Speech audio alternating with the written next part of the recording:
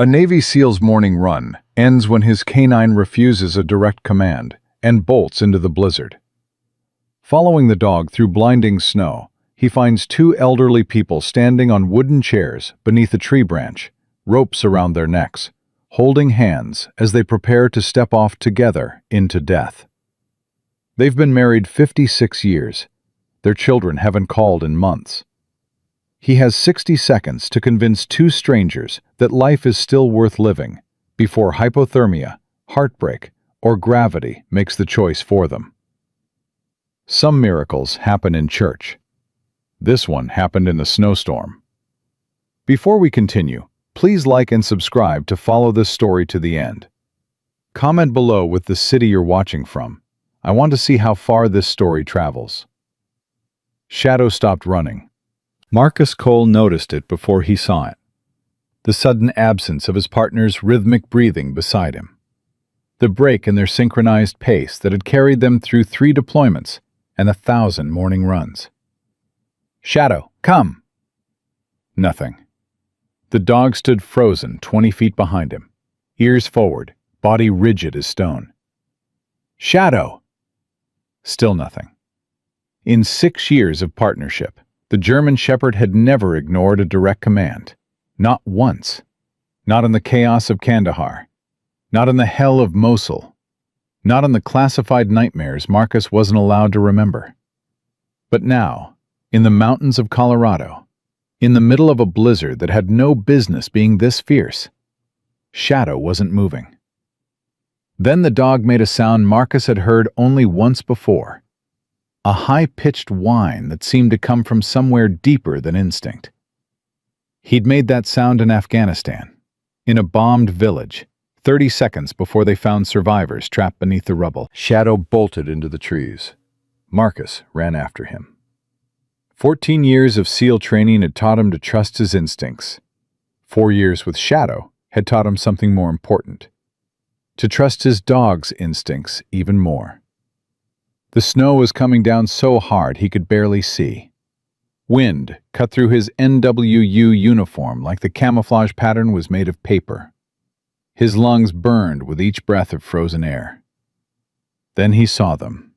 2 figures, standing on wooden chairs, beneath a massive oak branch, ropes around their necks, holding hands. No. The word left his mouth before he could think. No, no, no. He pushed through the final barrier of brush and emerged into a small clearing. The details registered in fragments. An elderly man, white hair plastered to his forehead, wearing a military jacket with Vietnam-era patches. An elderly woman beside him, silver hair in a braid, wearing a wedding ring that caught the dim light. They were crying, both of them, tears freezing on their cheeks. And they were about to step off those chairs. "Don't," Marcus's voice cut through the howl of the wind. The couple froze. "Please, don't." The man turned his head slowly. His eyes were empty in a way Marcus recognized. The eyes of someone who had already decided to die. "Walk away, son. This isn't your business." "I can't do that, sir." "You can. You should." The man's voice cracked. "We've made our choice. Let us have this. Let us have peace." Shadow had positioned himself between the couple and the drop. Not threatening, just present. The dog sat perfectly still, looking up at them with those amber eyes that seemed to understand everything. "What's your name?" Marcus asked, moving forward slowly. "Walter. Walter Thornton." The man's grip on his wife's hand tightened. "This is Margaret. We've been married 56 years. 56 years. Marcus kept his voice calm, his movements slow. "That's a long time." "Not long enough," Margaret whispered. "And too long, both at once." "I don't understand." "No," Walter's voice hardened. "You don't, and you can't. So please, just go." "I can't do that, sir." Why not? Because I'm a Navy SEAL, and we don't leave people behind. Walter laughed, a bitter, broken sound. A SEAL? Out here? In the middle of nowhere? I have a cabin about 2 miles east. Been living there for 3 months. Marcus took another step forward. I was on my morning run when my dog decided to take a detour. Margaret looked down at Shadow. Something flickered in her eyes. Not hope, not yet, but something close to recognition. "He's beautiful," she said softly. His name is Shadow. He's been my partner for 4 years. Marcus paused. He's never ignored a command before, not once. But when he heard something in the wind, or sensed something, I don't know, he just took off, led me straight to you. Why? I don't know. Maybe God, maybe instinct, maybe just luck. Marcus met Walter's eyes. But I'm here now, and I'm not leaving until I understand why two people who've loved each other for 56 years are standing in the snow with ropes around their necks. Walter stared at him for a long moment. Then, slowly, his shoulders began to shake. You want to know why? The words came out in a rush. I'll tell you why. I have stage 4 lung cancer. Doctor gave me 6 weeks to live. That was 5 weeks ago. Marcus felt the words hit him like a physical blow. And Margaret? Walter's voice broke completely. Margaret has a heart condition. She needs surgery, but she's too weak. And even if she could have it, what's the point? Margaret finished the thought. To live another year alone? To watch my husband's grave from a window? To wait for children who never call? Grandchildren who don't know my name? Your children don't call? Our son lives 20 miles from here. Walter's laugh was hollow. He hasn't visited in 3 years. Says he's too busy. Our daughters are in California and Florida. They send cards at Christmas. Sometimes. Have you told them you're sick? Silence. Have you called them? Asked them to come? Walter's jaw tightened. I shouldn't have to ask. They should want to be here. Maybe, but sometimes people need to be reminded. Marcus took another step. He was close now, close enough to reach them if he moved fast. Sometimes people get so caught up in their own lives that they forget what matters. It doesn't mean they don't love you. They forgot us. Margaret's voice was barely a whisper. Our own children forgot we exist. Then remind them. How? Call them, right now. Tell them the truth. Tell them you're dying and you need them. It's too late. It's not. Marcus was within arm's reach now. I've watched men die in places no one could find on a map. They all said the same thing in the end. Not, I wish I'd been right. Not, I'm glad I kept my pride. They said names. They asked for family. They asked for one more chance. He looked at Walter, looked at Margaret, looked at their clasped hands, their tear-streaked faces, their determination to die together rather than live alone. You have a chance, right now. You're still breathing. Your children are still alive. It's not too late. You don't understand, Walter said. We've talked about this for months. We made our decision together. We bought the rope together. We chose this spot together. It's what we want. Is it? The question hung in the air. Margaret, Marcus turned to the woman. Is this what you want? Really? To die in the snow without ever telling your children goodbye? Margaret's lower lip trembled. To never see your grandchildren grow up? To never know if things could have been different? Walter, Marcus turned back to the man. You served in Vietnam. You survived a war that killed 58,000 Americans. You came home. You built a life. You loved a woman for 56 years. Is this how you want it to end? Frozen to death in a blizzard because your son forgot to call? Walter's grip on Margaret's hand was shaking now. You're a warrior. I can see it. The way you stand, the way you hold yourself. Warriors don't quit. Not like this. I'm tired. Walter's voice cracked. I'm so tired of fighting. I know. Believe me, I know. Marcus let some of his own pain show. I came back from my last deployment 3 months ago. My wife left me while I was gone. My daughter looks at me like I'm a stranger. Some nights I can't sleep because of the faces I see when I close my eyes. He paused. Some nights I think about doing exactly what you're doing. Finding a quiet place. Making it stop. Walter's eyes widened. For the first time, he was really seeing Marcus. Not as an obstacle, but as a fellow wounded soul. What stops you? Marcus looked at Shadow, still sitting motionless between the couple and the edge. He does, every day. He wakes me up when the nightmares come. He makes me go outside when I want to hide. He reminds me that someone still needs me, even when I can't remember why I should need myself.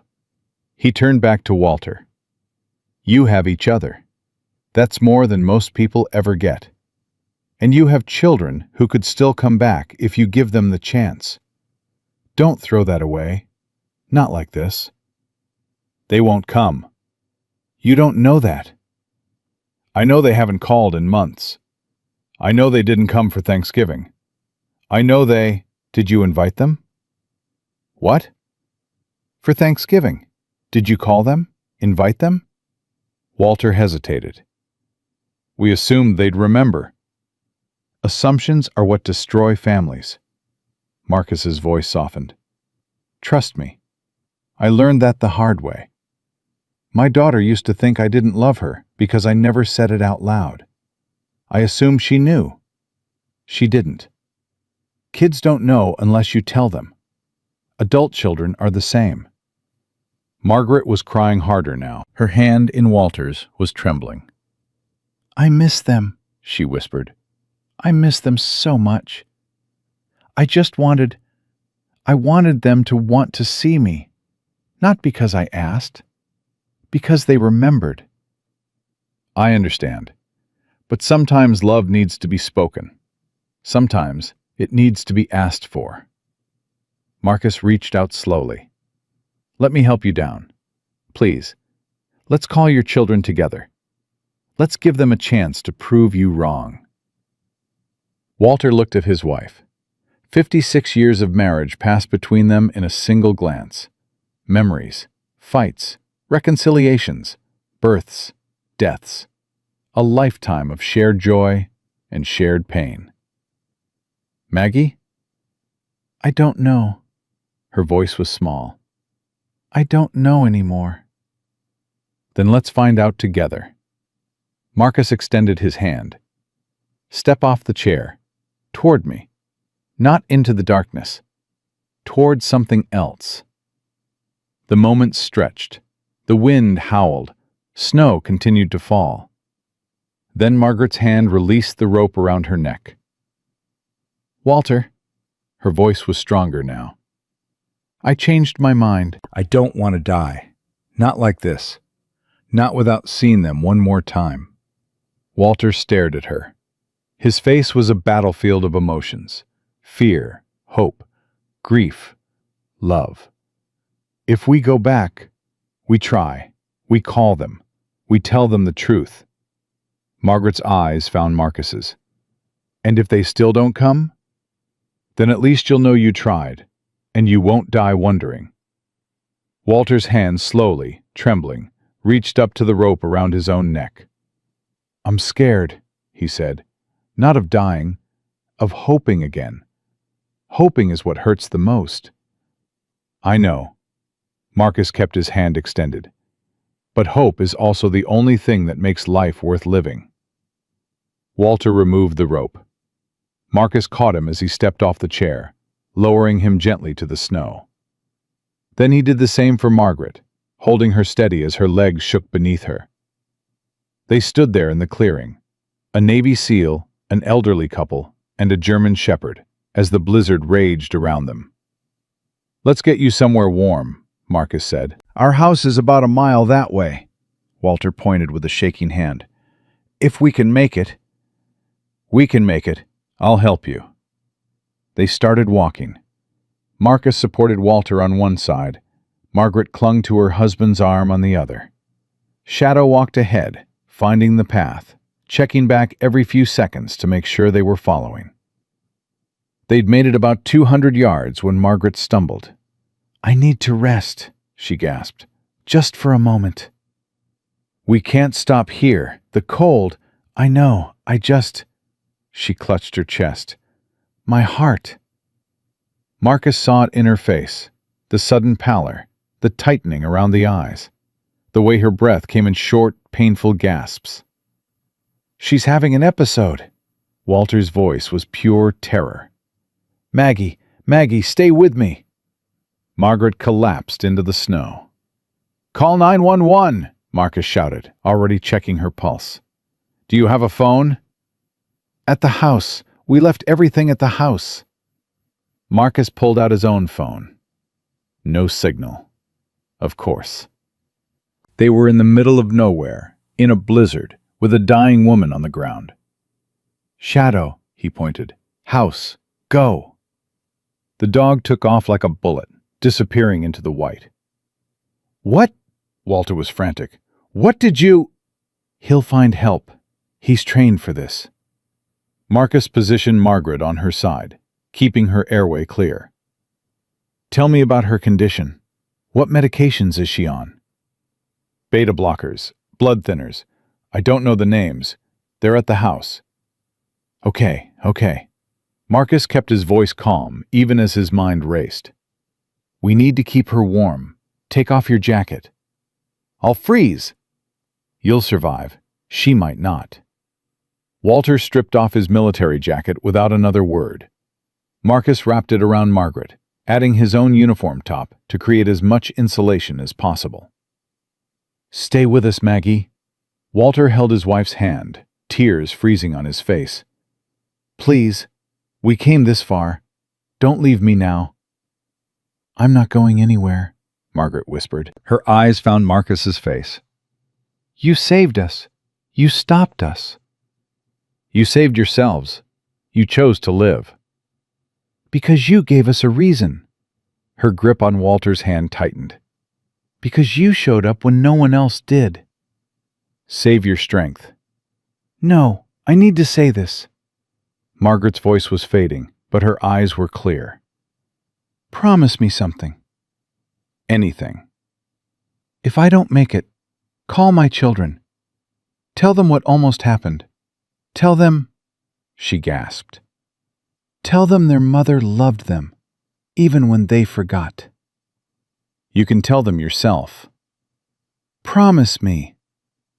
Marcus looked at this woman, this stranger he'd found hanging in the snow, this grandmother who had been willing to die rather than live without love, and felt something shift inside him. "I promise." Shadow's bark echoed through the trees.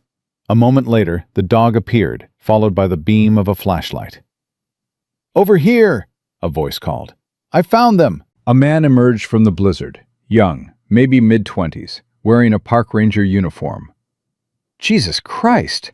He dropped to his knees beside Margaret. "What happened?" "Heart episode. We need to get her to a hospital. Now!" "I've got a truck about half a mile back. Radio in the cab." The ranger was already pulling out emergency supplies from his pack. "Can she walk?" "No." "Then we carry her." They made a stretcher from branches and the ranger's emergency blanket. Marcus took the front. The ranger took the back. Walter walked beside them, holding Margaret's hand, refusing to let go. The half-mile felt like 10. By the time they reached the truck, Marcus's arms were burning and his lungs were on fire. But Margaret was still breathing. That was all that mattered. The ranger radioed for an ambulance. ETA 20 minutes. Too long, maybe. But they'd done everything they could. "You're him, aren't you?" The ranger was staring at Marcus. "The SEAL who bought the Morrison place up on the ridge." "That's me." "They said you were some kind of war hero. Medals, commendations, the whole deal." "They say a lot of things." "Well," the ranger looked at Margaret, at Walter, at the exhausted German shepherd lying at his master's feet. "Looks like the hero thing wasn't just talk." Marcus didn't respond. He was watching Walter, the way the old man clung to his wife's hand, the way he whispered to her even though she couldn't hear him, the way love poured out of him despite everything. 56 years, 3 children who never called, terminal cancer, a suicide pact in the snow, and still, at the end of everything, love. The ambulance arrived 18 minutes later. The paramedics took over, loading Margaret onto a stretcher, starting an IV, monitoring her vitals. "She's stabilizing," one of them reported. "We need to move." "I'm coming with her." Walter's voice left no room for argument. "Sir, there's not much space. I've been married to that woman for 56 years. I'm not leaving her side now." The paramedic looked at Marcus, who nodded. "Let him go." They loaded Walter into the ambulance alongside his wife. Before the doors closed, the old man looked back at Marcus. "I don't know your name." "Marcus. Marcus Cole." "Marcus." Walter's eyes were wet. "Thank you. For stopping. For listening. For—" He couldn't finish. "Take care of her." "I will. For as long as I have left." The doors closed. The ambulance pulled away, lights flashing, sirens screaming into the storm. Marcus stood in the snow and watched it disappear. Shadow pressed against his leg, warm and solid and real. "What do you think, boy?" Marcus asked quietly. "Did we do the right thing?" The dog looked up at him with those wise amber eyes. "Yeah." Marcus let out a long breath.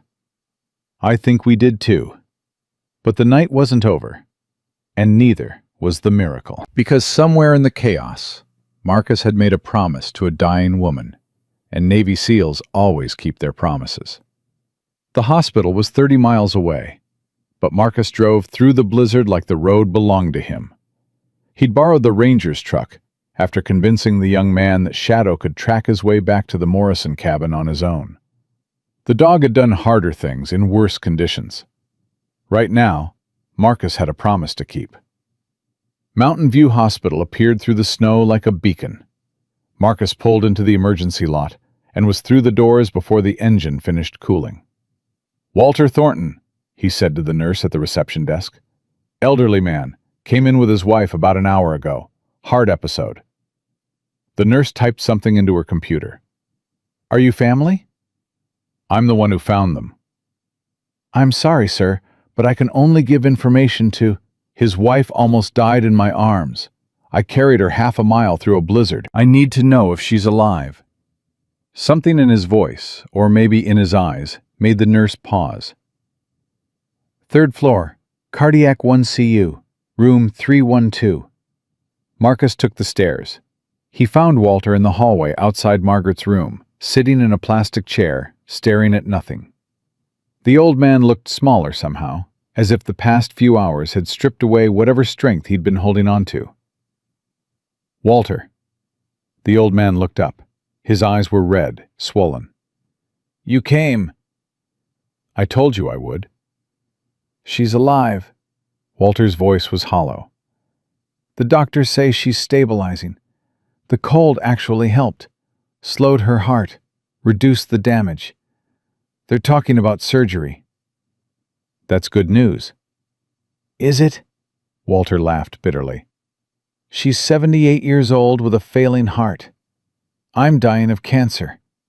Our children don't know we exist. What exactly are we fighting for?" Marcus sat down in the chair beside him. "You're fighting for the chance to find out." "Find out what?" "If you're wrong about your children. About being forgotten. Marcus leaned forward.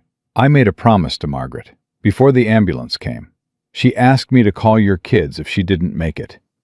Walter stiffened. You can't. She's going to make it. So I'm going to call them anyway.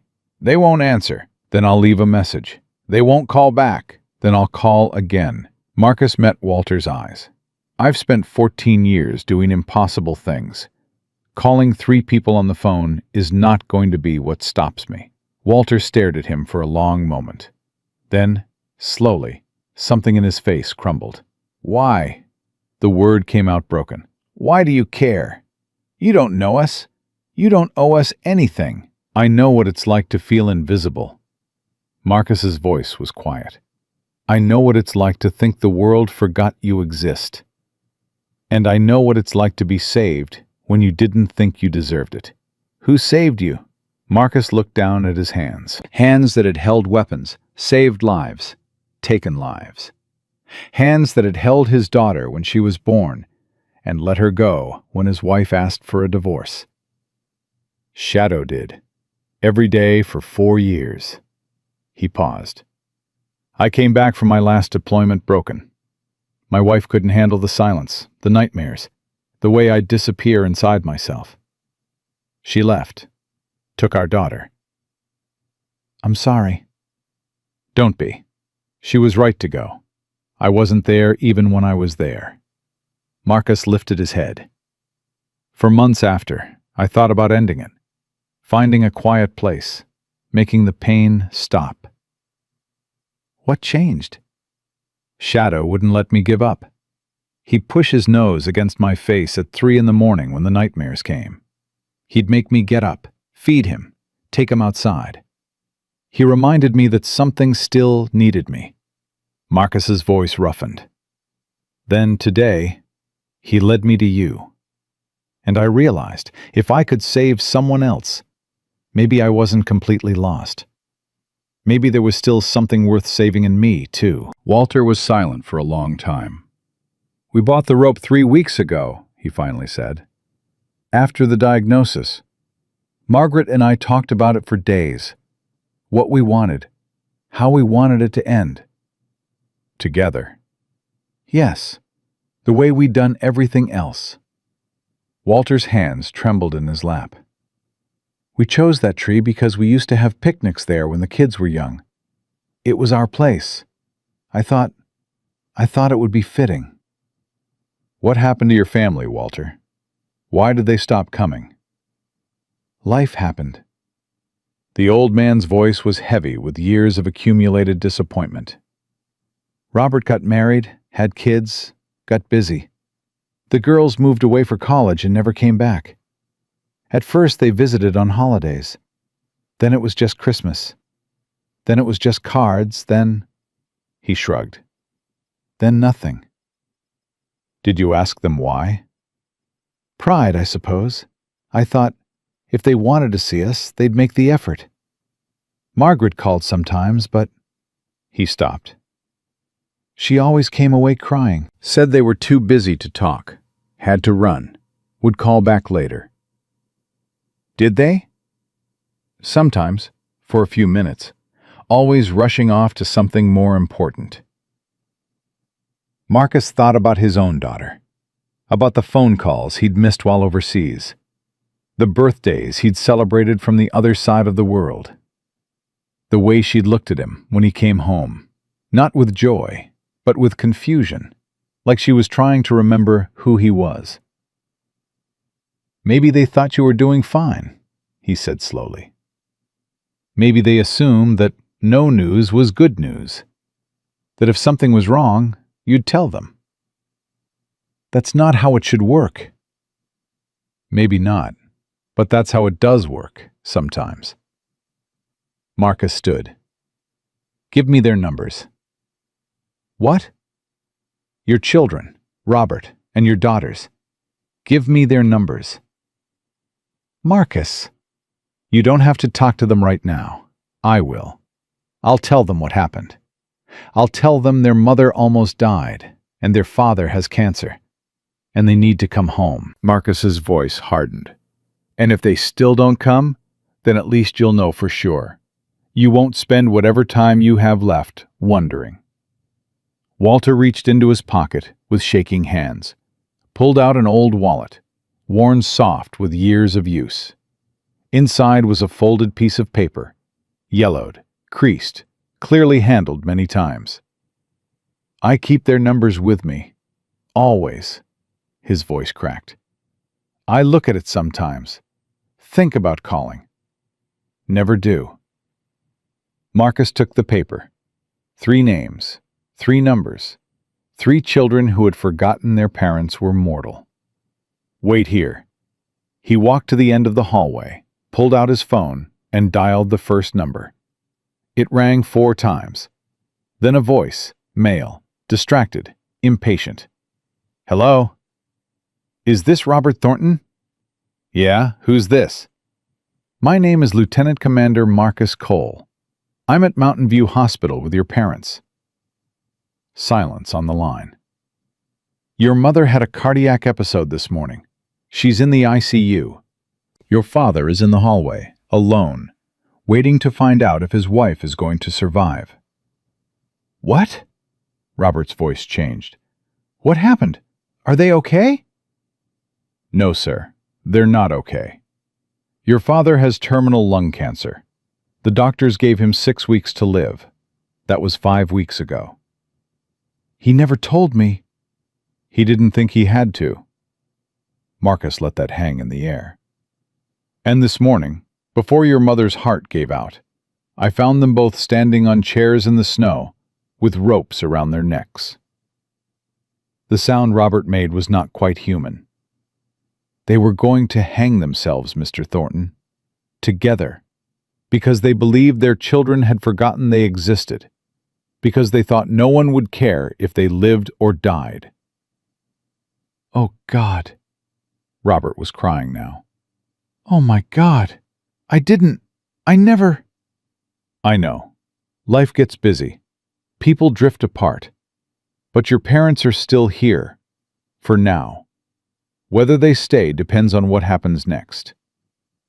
"I'm coming. I'm coming right now." "Good. They need you. Marcus, whoever you are, thank you. Thank you for stopping them." "Don't thank me. Just show up." Marcus hung up and dialed the next number. Robert's sister Karen answered on the second ring. Her reaction was similar: shock, then guilt, then desperate promises to catch the first flight from California. The third call, to the youngest daughter Lisa in Florida, was the hardest. "I can't just drop everything," Lisa said, her voice tight with defensiveness. "I have work. I have responsibilities. I can't—" "Your mother almost died today." "I know, but—" "Your father has cancer." "He never told me." "They tried to kill themselves this morning, together, in the snow." Marcus's voice was ice. "I found them with ropes around their necks, holding hands, ready to step off into nothing, because they believed no one loved them anymore." Lisa was silent. "I'm a Navy SEAL, ma'am. I've seen a lot of people die. Some of them died quickly. Some of them suffered. But the worst deaths I've witnessed weren't from bullets or bombs. They were from loneliness. From people who gave up because they thought no one would miss them. I didn't know it was this bad. Now you do. So the question is, what are you going to do about it?" Lisa took a shaky breath. "I'll find a flight. I'll be there as soon as I can. That's all I'm asking." He hung up and returned to Walter, who was still sitting exactly where Marcus had left him. "They're coming." Walter looked up. "What?" "All 3 of them. Robert will be here in a few hours. Your daughters are catching flights tonight." "You're lying." "I don't lie." They said they'd come? All of them?" "They didn't know, Walter. They didn't know you were dying. They didn't know Margaret was sick. They thought you were fine because you never told them otherwise." Walter's face crumpled. "I thought they should have known. I thought if they loved us, they would have asked." "Love isn't telepathy. It's communication." Marcus sat back down beside him, And sometimes it takes a stranger screaming at them on the phone to remind people what they're about to lose. Walter laughed. A wet, broken sound. You screamed at them? I may have raised my voice. For the first time since Marcus had found him in the snow, Walter smiled. Margaret would like you. She always did appreciate a man who spoke his mind. Then let's make sure she gets the chance to tell me herself. A doctor emerged from Margaret's room, young, tired, wearing scrubs that had seen too much of the day already. Mr. Thornton? Walter rose unsteadily. How is she? Stabilizing. The hypothermia actually worked in her favor. It slowed her cardiac rhythm and reduced the damage from the episode. We're going to keep her sedated overnight. Let her body recover from the stress. Is she going to be okay? I won't lie to you. Her condition is serious. She needs surgery, and at her age, that carries significant risk. But she's strong. Stronger than her charts suggest. The doctor paused. She was asking for you before we sedated her. Said she wanted you to know she changed her mind. Walter's tears started flowing again. She changed her mind. About what? About everything, Marcus said quietly. She changed her mind about everything. The doctor looked between them, clearly sensing there was more to the story than he was being told, but he was wise enough not to ask. You can sit with her if you'd like. She's sleeping, but some people believe patients can sense when loved ones are near. I believe that. Walter moved toward the door, then stopped. He turned back to Marcus. Are you staying? For a while. Why? Because you shouldn't have to wait alone, and because... Marcus paused. Because I think I needed to find you today as much as you needed to be found. Walter studied him for a long moment. Then he nodded slowly. Margaret was right about you. What did she say? She said you were sent.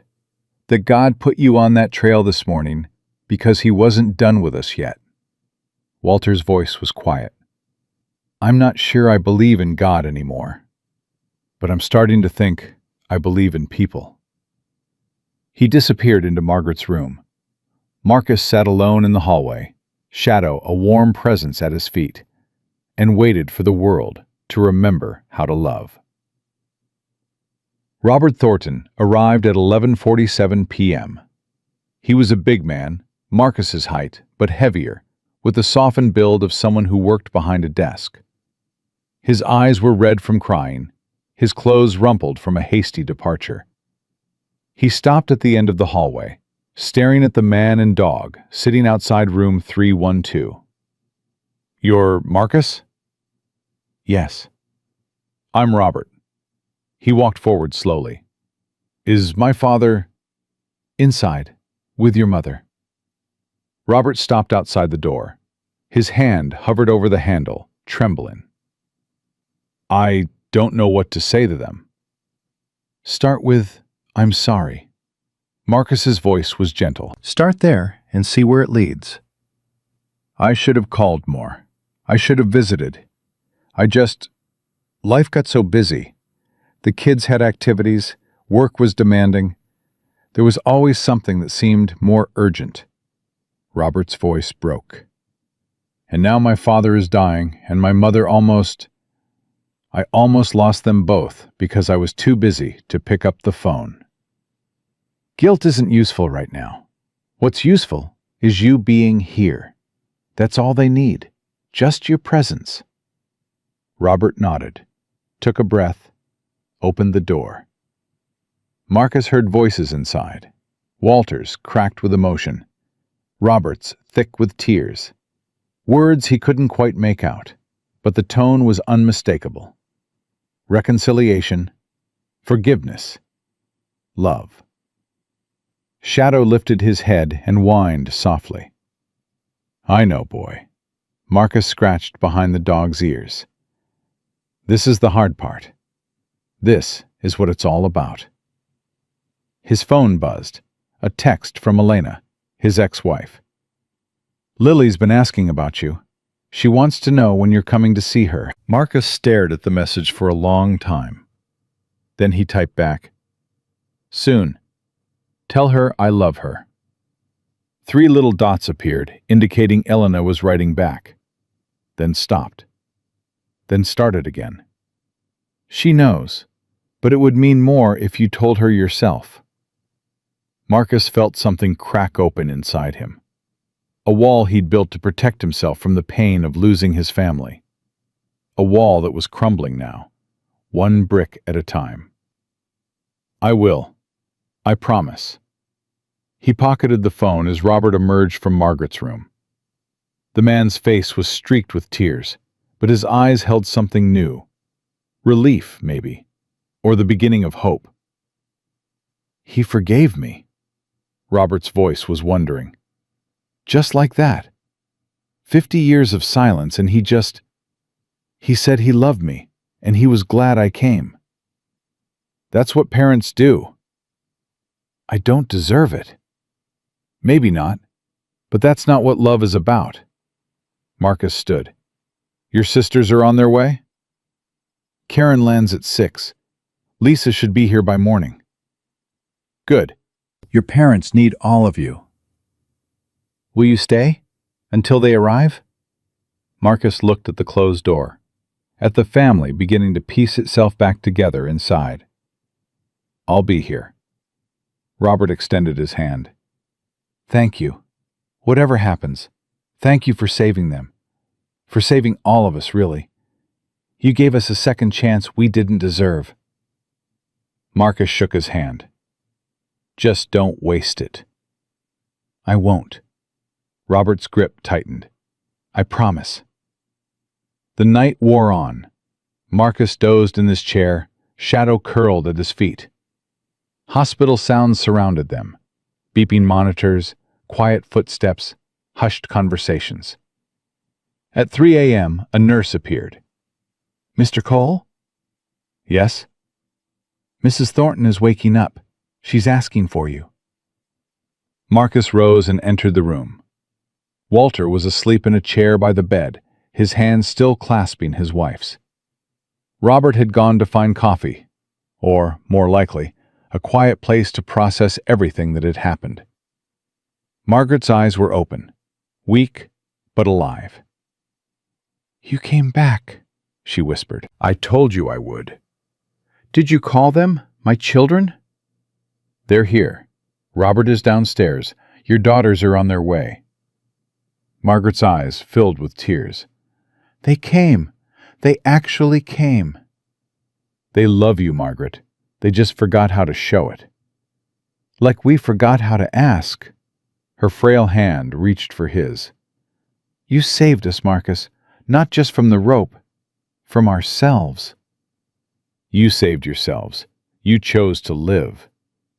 "Because you gave us a reason." She squeezed his hand with surprising strength. "Now it's your turn." "My turn for what?" "To stop running from what you lost. To reach for what you still have." Her eyes held his. "You have a daughter, you told me." "Lily. She's 8. "Do you love her?" "More than anything." "Then show her. Don't wait until she forgets. Don't wait until you're standing on a chair with a rope around your neck, wondering why she never calls." Margaret's voice cracked. "Don't make our mistakes, Marcus." "We almost died thinking nobody loved us. Don't let that happen to you." Marcus felt his throat tighten. "I don't know how to be a father anymore. I was gone so long. She looks at me like I'm a stranger." "Then become familiar again. Show up. Keep showing up. That's all any child needs. A parent who keeps showing up." Walter stirred in his chair. His eyes opened, found Marcus. "Is she—" "I'm fine, you old fool." Margaret's voice was stronger now. "Go back to sleep." "I can sleep when I'm dead." Walter rose, moved to her bedside. "How are you feeling?" "Like I was run over by a truck, but alive." She looked at her husband with 56 years of love in her eyes. "I'm glad we didn't do it. I'm glad he stopped us." "Me too." Walter took her hand, the same hand he'd held in the snow, ready to die together. Now, holding it ready to live together. I love you, Maggie. I love you too, you stubborn man. Marcus stepped back. This moment wasn't his. I should go. Let you rest. Will you come back? Margaret asked. Do you want me to? Yes, she smiled. I want to meet that dog of yours properly, without the ropes and the snow and the dying. Marcus almost laughed. Shadow would like that. And Marcus, Walter's voice stopped him at the door. Call your daughter. Don't wait. Don't let pride or fear or anything else get in the way. Just call her. I will. Promise? Marcus thought about all the promises he'd made and broken over the years. The ones to his country, the ones to his wife, the ones to his daughter. This one he intended to keep. I promise. He walked out of the room, down the hallway, past the nurse's station where the morning shift was just starting to arrive. Shadow fell into step beside him, loyal and steady as always. Outside, the blizzard had passed. The first light of dawn was painting the mountains gold. Marcus pulled out his phone, looked at the time. 6:12 a.m. Too early to call, but not too early to text. He typed slowly, choosing each word with care. Lily, it's Dad. I know it's early, but I wanted you to know I'm thinking about you. I love you, and I want to see you soon. Not on a schedule. Really see you. I miss you, sweetheart. He hit send before he could change his mind. Then he got in the ranger's truck, Shadow beside him, and drove toward the sunrise. Behind him, a family was healing. Ahead of him, another family waited. And for the first time in months, Marcus Cole felt something other than emptiness. He felt hope. Lily texted back at 7:43 a.m. Marcus was sitting in his cabin, Shadow at his feet, watching the sun finish its climb over the mountains, when his phone buzzed. He'd been staring at it for 90 minutes, half convinced the message he'd sent had been a mistake. Dad, is everything okay? Mom said you sounded different when you called yesterday. Marcus read the words 3 times. Then he typed back with fingers that felt clumsy and thick. Everything is okay, sweetheart. Better than it's been in a long time. I just wanted you to know I'm thinking about you. 3 dots appeared, disappeared, appeared again. I think about you too, Daddy, every day. Something broke inside Marcus. Not the painful kind of breaking, the kind that lets light in, the kind that makes room for something new. Can I come see you this weekend? Not for a few hours, really see you. Maybe we could do something together, whatever you want. The response came instantly. Can we go to the aquarium? You promised to take me before you left last time, but then you had to go away. Marcus closed his eyes. He remembered that promise, made it standing at the door with his duffel bag.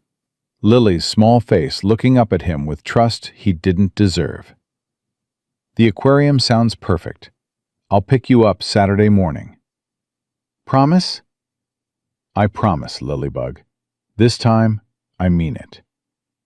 Okay, Daddy. I love you. I love you too, sweetheart. More than you know. He set down the phone and looked at Shadow. The dog's tail was wagging, slowly, like he understood something important had just happened. We've got work to do, boy. A lot of work. Shadow's ears perked up. But first, we need to check on some people. The hospital was different in daylight. Marcus walked through the automatic doors and felt the weight of the past 24 hours settle on his shoulders. He'd slept maybe 2 hours, eaten nothing, and his body was running on adrenaline and stubborn will. But he'd made a promise to Margaret, and Navy SEALs kept their promises. He found the Thornton family gathered in the 3rd-floor waiting room. Robert was there, looking like he hadn't slept either. Beside him sat two women Marcus didn't recognize. One in her late 40s with Karen's name badge from her flight. The other younger, with Lisa's guilty eyes. They all looked up when Marcus entered. "You're him," Karen said. "The one who found them." Marcus Cole. Robert told us everything. Karen stood, crossed the room, and did something Marcus didn't expect. She hugged him, hard. "Thank you. Thank you for stopping them. Thank you for calling us. Thank you for—" Her voice broke. "For caring when we didn't." "You cared. You just forgot to show it." "Same thing, isn't it?" Lisa's voice was bitter, but the bitterness was directed at herself. "We let them think nobody loved them. We let them get so lonely they wanted to die." "You're here now. That's what matters." "Is it enough?" Marcus looked at this woman, probably mid-30s, successful, busy, all the things modern life demanded. And underneath it all, terrified that she'd lost something she couldn't get back. "I don't know," he said honestly, "but it's a start." Robert stood. "Dad's been asking for you. He's with Mom. She's doing better. Doctors say the surgery can wait until she's stronger." "How is he holding up?" "Better than I expected. Having us here, it's like watching someone come back to life." Robert's voice cracked. "He told me about the cancer. Stage 4. 6 weeks, they said. But he's talking about fighting it now. About trying." "That's good." "He said you told him something. About men you watched die. About what they said at the end." I told him the truth. He said it was the first time anyone made him feel like his life still mattered. Robert's eyes were wet. I should have been the one telling him that. His son. Instead, it took a stranger. Don't focus on what you should have done. Focus on what you can do now. Robert nodded slowly. "Will you come see them? Both of them? They've been asking." "That's why I'm here." They walked together to Margaret's room. Karen and Lisa followed, forming a procession of children returning home. The scene inside stopped Marcus in the doorway. Walter sat beside his wife's bed, holding her hand. But he wasn't alone anymore. The chairs around the room were filled. Robert's wife, Karen's husband, Lisa's fiancé, and children, 3 grandchildren who had been names on Christmas cards, now real and present, and staring at their grandparents with wonder. "Grandpa Walter was in a war," one of them, a boy about 7, was saying. "He fought bad guys." "That's right," Walter said. "A long time ago." "Did you win?" Walter looked at Margaret, at his children, at his grandchildren. "I think I'm starting to." Then he saw Marcus in the doorway. "You came back." "I told you I would." "Everyone keeps saying that to me today." Walter's smile was weak, but real. "I'm starting to believe it." Marcus entered the room. Shadow followed, and immediately the grandchildren's attention shifted. "A doggy!" The 7-year-old boy lunged forward. "Can I pet him?" Marcus looked at Shadow. The dog's tail was wagging. "Go ahead. He's friendly." The boy threw his arms around Shadow's neck. The dog stood perfectly still, allowing the embrace with patient dignity. "What's his name?" "Shadow." "That's a cool name. Is he a soldier dog?" "He was. Now he's retired." "Like Grandpa?" "Exactly like Grandpa." Margaret was watching from her bed, tears streaming down her face. "Marcus, come here." He approached the bed. She reached for his hand with her free one, the other still clasped in Walter's grip. "Look at this. Look at my family. All of them here. Because of you." "Because of Shadow. He's the one who found you." "Because of both of you." Margaret's grip was surprisingly strong. "I was ready to die yesterday. I was standing on that chair thinking about how empty the world had become. And then a dog appeared out of the snow, and a man appeared after him, and everything changed. You changed it yourself. You chose to step down. I chose because you gave me something to choose for. She looked around the room, at her children, her grandchildren, her husband, who was dying but still fighting. This is what I almost gave up. This is what I almost let go. Don't let go again. I won't. She squeezed his hand. I promise. Walter stood, moved to Marcus's side. Can we talk? Outside? They stepped into the hallway together, Shadow following. I need to tell you something, Walter said. Something I've never told anyone. Not even Margaret. What is it? 47 years ago, I tried to kill myself. Marcus stared at him. Vietnam broke something in me. I came home, but part of me didn't. I had nightmares, flashbacks. I'd hear sounds that weren't there, see faces that were dead. Walter's voice was distant, lost in memory. One night, about a year after I got back, I put my service pistol in my mouth. What stopped you? Margaret. She woke up. I don't know how. I was trying to be quiet. And she came into the living room and found me. She didn't scream, didn't panic. She just sat down beside me and asked what I was seeing. What were you seeing? A village in the Mekong Delta. We were on patrol and we heard shooting, and when we got there, Walter stopped. His jaw worked. Children. Someone had killed children, and I couldn't stop seeing their faces every time I closed my eyes.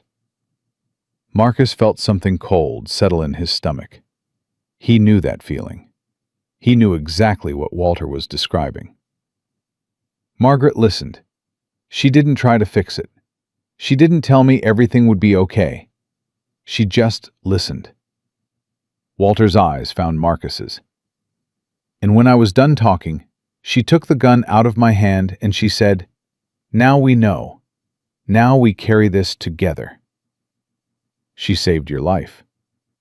She saved it every day for 47 years. Every nightmare, every flashback, every moment when the darkness tried to pull me under. Walter's voice cracked. And yesterday, I almost let that darkness win. I almost let it take both of us. But you didn't, because you showed up. You and that dog. Walter put his hand on Marcus's shoulder. I know what you're carrying, son. I can see it in your eyes. The same thing I carried. The same thing every warrior carries home from war. I'm dealing with it. Are you? Walter's gaze was penetrating. Or are you running from it? Hiding in the mountains, pretending you don't need anyone? Marcus didn't answer. He couldn't. I ran for a year before Margaret caught me. I told myself I was protecting her by keeping the darkness inside. I was wrong. The darkness only gets darker when you feed it solitude. Walter squeezed his shoulder. You have a daughter, you told me. Lily. Don't run from her. Don't hide. She needs her father, not the perfect version you think you should be, but the real one, the broken one, the one who's trying. I don't know how to be that person. Neither did I. But I learned, with help. Walter stepped back. You helped us yesterday. Let us help you now. How? Come to dinner, tonight, at our house. Robert's wife is cooking. The grandchildren will be there. It'll be messy and loud and probably chaotic. Walter smiled. And it'll be real. And sometimes real is what the darkness is most afraid of. Marcus looked at this man, this dying man who had stood on a chair with a rope around his neck just 24 hours ago, who was now inviting a stranger to dinner, who was offering the same lifeline Marcus had thrown to him. What time? 7 o'clock, And bring Shadow. The kids are already in love with him." "I'll be there." "Good." Walter extended his hand. "Thank you, Marcus, for everything." Marcus shook it. "Thank you for not giving up." "I almost did." "Almost doesn't count." Walter laughed, a real laugh, warm and genuine. "No, I suppose it doesn't." Marcus left the hospital with a strange feeling in his chest. Lightness, maybe. Or possibility. Or something else he couldn't quite name. His phone buzzed. Elena. "Marcus, Lily showed me your texts." "Is that okay?" "More than okay." Elena's voice was soft, softer than it had been in months. "She's been talking about the aquarium all morning. She's already planning which fish she wants to show you." "I'm looking forward to it." "Marcus?" Elena hesitated. "What happened? You seem different." "I met some people yesterday. They reminded me what matters." "Are you okay?" "I'm getting there." He paused. "Elena, I'm sorry. For everything. For being gone so much. For bringing the war home with me. For not being the husband you deserved." Silence on the line. "I should have said that a long time ago. I should have said a lot of things. But I was too—" He stopped, searched for the right word. "Broken. I was too broken to know how to fix anything." "Marcus, I'm not asking for another chance. I know that ship has sailed. But I want to be a better father. A present father. Someone Lily can count on. And I think—" His voice caught. "I think I finally understand how to do that." Elena was quiet for a long moment. When she spoke again, her voice was thick with emotion. "I've been waiting 3 years to hear you say something like that." "I know. I'm sorry it took so long." "Don't be sorry. Just keep going. Keep showing up. That's all she needs. That's all she's ever needed." "I will. I promise." "I believe you." Elena took a breath. Would you like to have dinner with us tomorrow night, before your trip to the aquarium? Lily's been asking if all 3 of us could eat together, like we used to." Marcus felt his throat tighten. "I'd like that. I'd like that very much." "Okay, 7 o'clock. Don't be late." "I won't be." He hung up and looked at Shadow. "Did you hear that, boy? We're having dinner with the family tomorrow." Shadow's tail wagged. "And tonight, we're having dinner with a different family. One we just met yesterday." Marcus shook his head, almost laughing at the absurdity of it. How did we get here? Shadow didn't answer. He just pressed his warm body against Marcus's leg, solid and steady as always. "Yeah," Marcus said. "I guess you're right. One step at a time." The Thornton house was exactly what Marcus expected. A colonial home that had seen decades of family life, with photographs on every wall and the comfortable wear of many hands. Walter met him at the door. "You came." "I said I would." "Navy SEALs keep their promises. You told me that." Walter stepped aside. "Come in. Everyone's waiting." The scene inside was controlled chaos. Robert's wife, a warm woman named Susan, was commanding the kitchen while Karen and Lisa tried to help and mostly got in the way. Robert was setting the table with his teenage son, while Walter's grandchildren chased each other around the living room. And in the middle of it all, sitting in a wheelchair that must have been borrowed from the hospital, was Margaret. "Marcus!" She held out her arms. "I was hoping you'd come." "The doctors let you leave?" "Against their advice," Margaret smiled. "But I told them I'd spent too many years in that house alone. I wasn't going to miss my family's first dinner together in 3 years." "You're stubborn." I'm a Vietnam nurse. Stubborn is the job description. Marcus crossed the room and hugged her gently, mindful of her condition. How are you feeling? Tired. Happy. Terrified. She pulled back to look at him. All at once. That sounds about right. And you? How are you feeling? Same, minus the tired part. Margaret laughed. Give it time. You're younger than us, but life catches up eventually. Shadow had found the grandchildren and was submitting patiently to their enthusiastic attention. One of them, a little girl about 5, was trying to put a ribbon in his fur. The dog's expression was one of dignified tolerance. He's good with kids, Robert observed, appearing at Marcus's side. Better than I am. I doubt that. Robert handed him a beer. Karen told me what you said at the hospital, about guilt not being useful. It's not. I know, but I still feel it. Looking around this room, Robert gestured at his parents, his sisters, the grandchildren who barely knew their grandparents. I can't help thinking about all the years we wasted, all the dinners we should have had. Then don't waste any more. It's not that simple. I have a job, responsibilities. I can't just drop everything and... Yes, you can. Marcus's voice was quiet but firm. I've met a lot of people who said the same thing you're saying. They couldn't make time. They had responsibilities. They were too busy. He paused. Most of them said it at funerals, standing over a grave, wishing they'd made different choices. Robert was silent. Your father has cancer. Stage 4. The doctors gave him 6 weeks. Marcus met his eyes. How many of those weeks are you willing to miss because you're busy? Jesus, Marcus. I'm not trying to make you feel bad. I'm trying to make you see clearly. Marcus took a sip of his beer. I missed 3 years of my daughter's life because I was deployed. I told myself I was serving my country, protecting my family. I believed it. And then I came home and my daughter didn't recognize me. What did you do? I ran, hid in the mountains, told myself I needed time to heal. Marcus's laugh was bitter. But I wasn't healing.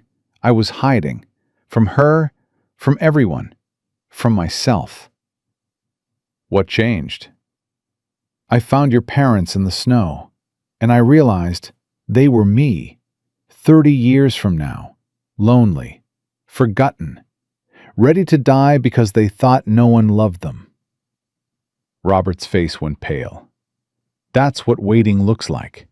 That's what busy looks like. That's what happens when you keep putting off the people who matter most. God. Robert ran a hand through his hair. I never thought, I knew I should visit more, but I didn't think.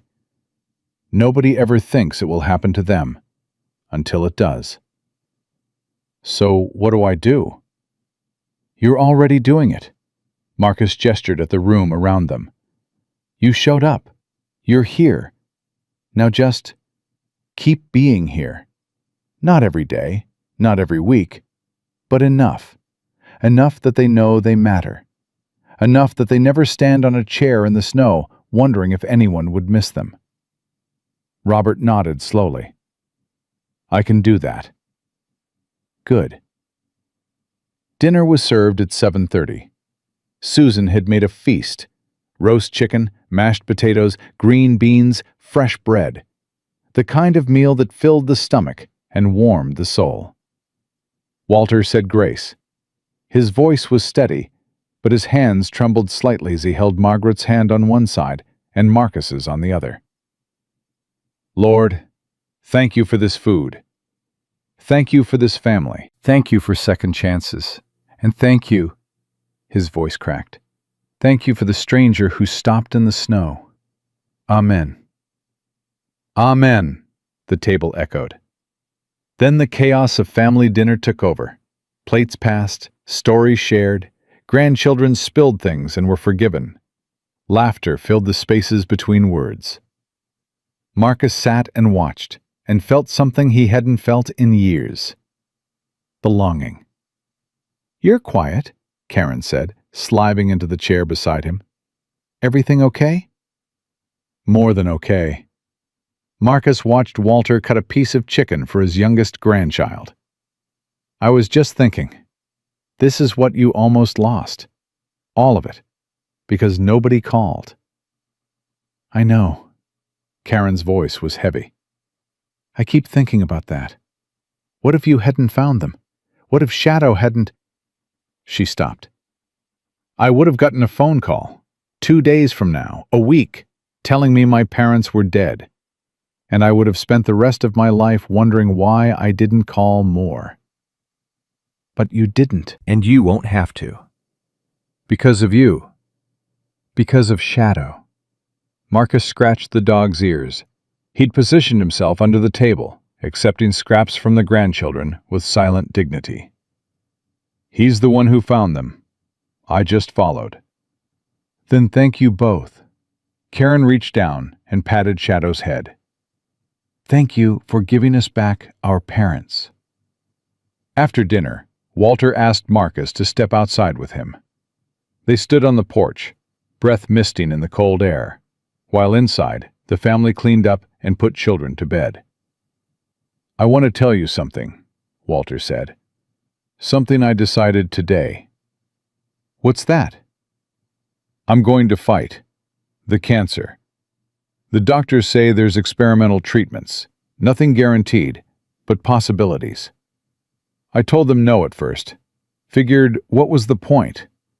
But now..." He looked through the window at his family.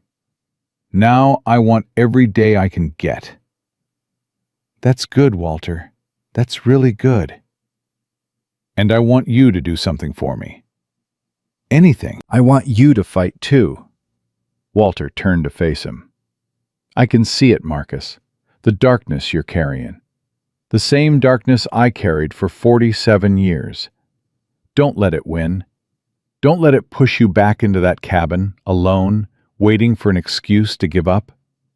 I'm not, yes you are. Or you were. Until yesterday." Walter's gaze was penetrating. "You told me you saved us because you thought maybe it meant you weren't completely lost. That there was still something worth saving in you. I said that. Were you right?" Marcus thought about Lily's text, about Elena's phone call, about the dinner invitation. "I think so. I hope so." "Then keep hoping. Keep fighting. And when it gets hard, when the darkness tries to convince you that nobody needs you, you call me. You hear? You call me, and I'll remind you that you're wrong." "Walter, I'm serious. We're connected now, you and I. Bound by something most people never experience. We've both stood at the edge and stepped back." "That means something. That makes us brothers." Marcus felt his throat tighten. "Brothers." "That's right. And brothers don't let brothers give up." Walter extended his hand. Marcus took it. "Deal," Marcus said. "Good," Walter smiled. "Now get inside. Susan made pie, and if you don't hurry, the grandchildren will eat it all." They went back inside together, man and dog, into the warmth and noise and chaos of family. And for the first time in longer than he could remember, Marcus Cole felt like he was home. Saturday morning arrived with the kind of clarity that only comes after a storm. Marcus stood outside Elena's apartment at 8:47 a.m., Shadow sitting patiently beside him. He'd been awake since 4, too anxious to sleep, too afraid of what the day might bring. What if Lily didn't recognize him? What if she looked at him with those confused eyes, trying to remember who he was? What if he failed her again? The door opened before he could knock. Lily stood there in a purple dress, with little fish printed on it. Her dark hair pulled back in pigtails. Her eyes, his eyes, wide with something that looked like hope. "Daddy." One word. That was all it took. One word, and Marcus felt every wall he'd ever built start to crumble. "Hey, Lilybug." She didn't run to him, not at first. She stood very still, studying him like she was trying to make sure he was real. Then Shadow pushed past Marcus and walked straight to her, tail wagging, nose pressed against her hand. "Shadow!" Lily's face transformed. "You brought Shadow!" "He wouldn't stay home. Said he had to see his favorite girl." Lily laughed, a bright musical sound that Marcus realized he'd been starving for. She dropped to her knees and threw her arms around the dog's neck. "I missed you so much. I missed you so much." Marcus watched his daughter hug his dog and felt something break open inside him. Not the painful kind of breaking, the kind that lets light in. "I missed you too, sweetheart." Lily looked up at him. Her eyes were wet now. "You promise you won't leave again?" "I can't promise I'll never have to leave. That's not a promise I can keep." Marcus knelt beside her, bringing himself to her level. "But I can promise I'll always come back. And I can promise that every day I'm here, I'll be really here. Not just in the room. Present. With you." "What does that mean?" "It means no more staring at walls. No more disappearing inside my head. It means when you talk to me, I listen. When you need me, I'm there." He reached out and touched her cheek. "It means I love you, and I'm going to show it every single day." Lily studied his face with the serious intensity only an 8-year-old could muster. "Mom says you had a hard time when you came home from the war." "That's true. She says sometimes people get hurt inside where nobody can see." "That's true too." "Are you still hurt inside, Daddy?" Marcus felt the question hit him like a physical blow. His daughter, 8 years old, asking about invisible wounds with the wisdom of someone much older. "Yes, I'm still hurt, but I'm getting better." "How?" "By talking about it, by not hiding, by being with people who love me." He pulled her into a hug. "By being with you." Lily wrapped her arms around his neck and held on tight. "I love you, Daddy, even when you were far away, even when you looked at me like you didn't know who I was." "You notice that?" "I notice everything." She pulled back and smiled. "Mom says I'm too smart for my own good." Marcus laughed, a real laugh, rusty from disuse, but genuine. "Your mom is right." "She's always right. She says that too." "I know.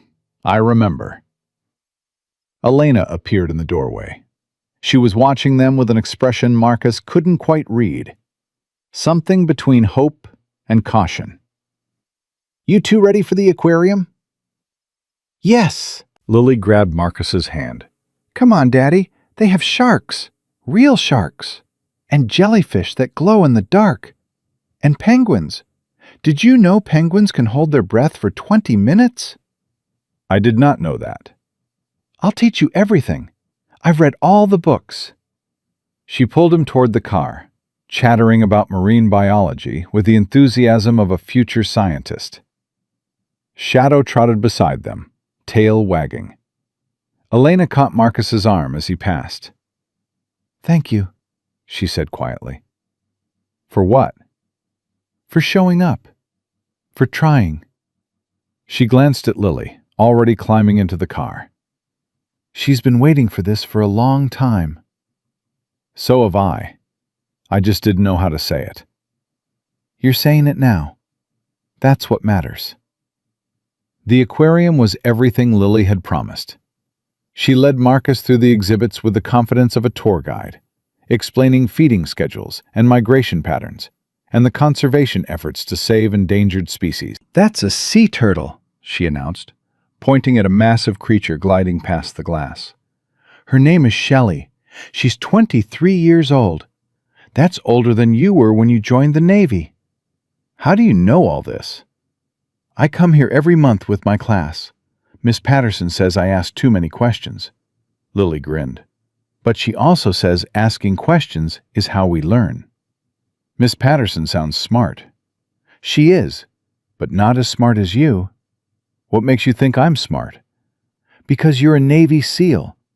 Mom says Navy SEALs are the smartest and strongest soldiers in the whole world.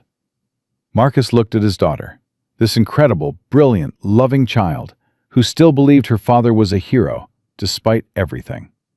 Your mom says a lot of nice things about me. She says true things. Lily tugged his hand. Come on, I want to show you the otters. They spent 3 hours in the aquarium. 3 hours of wonder and learning and simple presence. 3 hours of Marcus being exactly what he'd promised. Really there, not just physically present. By the time they left, Lily was exhausted but happy. She fell asleep in the car on the way home, her head resting against Shadow's shoulder, the dog keeping watch over her like the guardian he was. She had a good time, Elena said from the passenger seat. So did I. You seem different. Not just today, since Thursday. When you called, I could hear it in your voice. Something changed. Marcus told her about Walter and Margaret, about the blizzard, about finding 2 people standing on chairs with ropes around their necks, about the dinner with the Thornton family. Elena listened without interrupting. When he finished, she was quiet for a long moment. You saved their lives. Shadow saved their lives. I just talked. Sometimes talking is the hardest kind of saving. Elena looked at him. Is that what you needed? To save someone else before you could save yourself? I think... Marcus chose his words carefully. I think I needed to see that it's possible to come back from the edge. That people who've given up can choose to keep going. Walter and Margaret were ready to die. They had every reason to. But they chose to live. And watching that, being part of that, it made me realize I had the same choice. And what did you choose? I chose to stop hiding, to stop running, to be present even when it hurts. He glanced in the rearview mirror at Lily, still sleeping. I chose her. I chose to be her father, whatever that means. Whatever it takes. Elena reached over and squeezed his hand. That's all I ever wanted. All she ever wanted.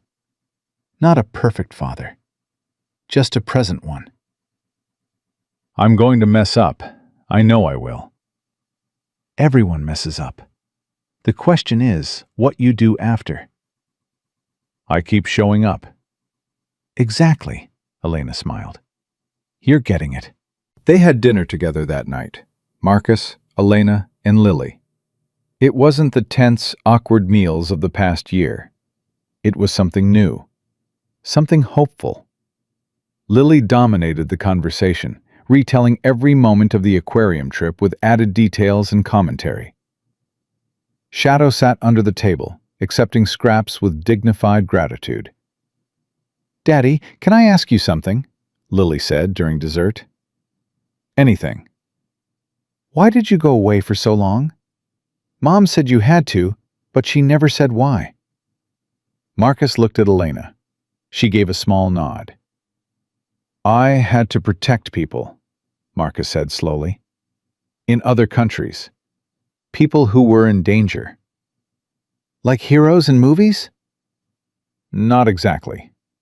Real life isn't like movies. There's no music, no clear good guys and bad guys. Just people trying to do the right thing, even when it's hard. Was it scary? Sometimes. But I had Shadow with me, and he always made me feel braver. Lily looked at the dog under the table. Shadow's a hero too? The best kind. The kind who doesn't need medals or parades. He just does the work because it needs to be done. Like you. Marcus felt his throat tighten. I try, Lilybug. I try to be like Shadow. I think you're both heroes. Lily reached under the table to pat the dog. My two favorite heroes. After dinner, Marcus helped Lily get ready for bed. He read her a story, something about a talking elephant, and listened as she explained which parts were scientifically inaccurate. Elephants can't actually fly, she pointed out. Their ears are too small for the lift required. I think it's supposed to be magic. Magic isn't real, Daddy. Are you sure? Lily considered this. Maybe some magic is real, like how Shadow found those people in the snow. That feels like magic. Maybe it is. Or maybe it's just love, Lily yawned. Mom says love can do things that seem impossible, like bringing you back to me. Marcus tucked the blanket around her shoulders. Your mom is very wise. I know. I told you. She's always right. Yes, she is. Lily's eyes were closing, but she fought to keep them open a moment longer. Daddy? Yes, sweetheart. Will you be here in the morning? No, baby. I have to go back to my cabin tonight. But I'll call you tomorrow. And next weekend we can do something else together. Whatever you want. Promise? I promise. Okay. Lily smiled sleepily. I love you, Daddy. I love you too, Lilybug. More than all the sharks in the ocean. That's a lot of sharks. Exactly. She was asleep before he reached the door. Elena was waiting in the living room. She's happy, Elena said. Genuinely happy. I haven't seen her like that in months. She's incredible. I don't know how I missed so much of who she is. You were surviving. Sometimes that's all we can do. Elena walked him to the door. Will you really call tomorrow? Every day if you'll let me. I'll let you. She paused. Marcus, about the divorce. I'm not asking for anything. I know I forfeited the right to ask. Let me finish. Elena took a breath. I don't know what the future holds. I don't know if we can ever be what we were. But what you did today, showing up, being present, connecting with her, that matters. That changes things. What kind of things? I don't know yet, but I'm willing to find out. Slowly, carefully. For Lily's sake. And for yours? Maybe. Someday. Elena almost smiled. One step at a time, right? One step at a time. He left with Shadow, driving through the night toward his cabin. The road was dark, but for the first time in months, Marcus didn't feel like he was running from something. He was moving toward something, and that made all the difference. The next 2 weeks fell into a rhythm. Marcus called Lily every evening. Sometimes they talked for an hour, sometimes just 5 minutes. It didn't matter. What mattered was the consistency, the proof that he wasn't going to disappear again. He visited the Thorntons 3 times a week. Margaret was recovering slowly, preparing for the surgery that would come in another month. Walter was fighting his cancer with a ferocity that surprised his doctors. They gave me 6 weeks, Walter told Marcus during one visit. It's been 4 weeks now, and I feel stronger than I did before. Maybe not physically, but, he touched his chest, in here. The will to live makes a difference. More than medicine sometimes. Walter looked at his grandchildren playing in the yard. I have reasons now, real reasons, not just abstract ideas about family, but actual people who need me to keep breathing. That's what keeps most of us going. What keeps you going? Marcus thought about Lily, about Elena, about the possibility of a future he'd given up on. Same thing. People who need me, or at least, people I want to be better for.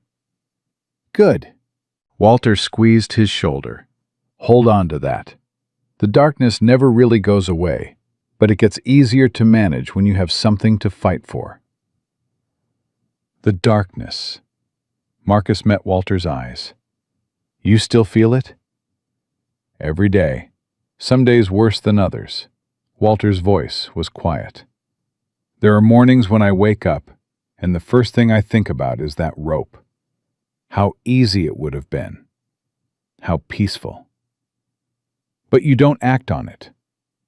No, because then I look at Margaret sleeping beside me, and I think about the grandchildren who are finally learning my name, and I think about you, the stranger who showed up in the snow and refused to let me quit. Walter smiled. You're part of my reason now, Marcus, whether you like it or not. I like it. Good, because I'm going to keep calling you at 3 in the morning when the darkness gets too heavy. Fair warning. I'll answer. I know you will. That's why I trust you. Margaret's surgery was scheduled for a Tuesday. The whole family gathered in the hospital waiting room. Robert and Susan, Karen and her husband, Lisa and her fiancé. The grandchildren had been left with neighbors, but their crayon drawings were taped to the wall of Margaret's room. She'll be fine, Walter kept saying, more to himself than anyone else. She's strong. She's a fighter. She is, Marcus agreed. I can't lose her. Not now. Not after, Walter's voice broke. Not after we almost threw it all away. You didn't. You're here. She's here. The surgery is going to work. How do you know? I don't, but I choose to believe it anyway. That's what hope is. Walter looked at him with something like wonder. When did you get so wise? I had good teachers. A couple of them tried to hang themselves in a blizzard. Walter laughed despite his tears. We're a hell of a pair, aren't we? The best kind.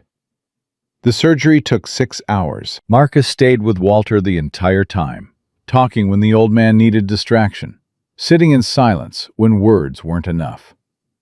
Shadow lay at their feet, a steady presence in the chaos of waiting. Finally, the surgeon emerged. Mr. Thornton? Walter shot to his feet. How is she? The surgery was successful. We replaced the faulty valve, and her heart is responding well. She's in recovery now. She's going to be okay? Barring complications, yes. She's going to be okay. Walter collapsed into his chair, sobbing. Robert put a hand on his father's shoulder. Karen and Lisa were crying, holding each other. Even the surgeon looked moved. Marcus stepped back, giving the family their moment. But Walter reached out and grabbed his arm.